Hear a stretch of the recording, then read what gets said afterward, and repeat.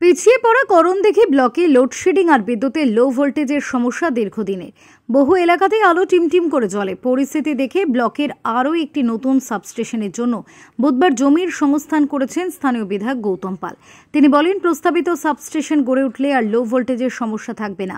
করণদিঘি পঞ্চায়েত সমিতির সভাপতি নেহা আজম বলেন, ব্লকে বিদ্যুতের চাহিদা বাড়ছে। মানুষের দুর্দশা দেখে নতুন সাবস্টেশন তৈরির উদ্যোগ নিয়েছেন বিধায়ক গৌতম পাল। এর ফলে একদিকে যেমন লো ভোল্টেজের সমস্যা মিটবে, অন্যদিকে লাইনগুলি ভালোভাবে রক্ষণাবেক্ষণ করা সম্ভব হবে। বিধায়ক সংবাদ মাধ্যমের মুখোমুখি হয়ে জানান, এখন বিদ্যুতের চাহিদা বাড়ছে। বুধবার করণদিঘি ব্লকের রসাখোয়া 2 গ্রাম পঞ্চায়েতের মহেশপুরে বিদ্যুতের সাবস্টেশনের জন্য জায়গা চিহ্নিত করা হয়েছে। বিদ্যুৎ দপ্তরের অনুমোদনও মিলেছে, শীঘ্রই কাজ শুরু হবে। তার দাবি, এই সাবস্টেশন তৈরি হলে রসাখোয়া এলাকায় প্রায় 50,000 পরিবার উপকৃত হবে। যেমন রসাখোয়া 1 নম্বর পঞ্চায়েত, রসাখোয়া 2 নম্বর পঞ্চায়েত এবং লাউতরা 1 নম্বর পঞ্চায়েতের সঙ্গে বাজারগাঁও 1 এবং বাজারগাঁও 2, এই 5টা অঞ্চলে ইলেকট্রিক একটু সমস্যা থাকে।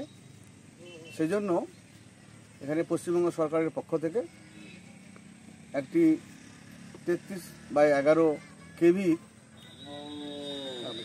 সাব স্টেশন পাওয়ারের এখানে তৈরি হতে যাচ্ছে এবং রসাখোয়া 2 নম্বর পঞ্চায়েতের অধীন পূর্ব মহেশপুর জেল নাম্বার 100 এবং প্লট নাম্বার হচ্ছে 364 দাগে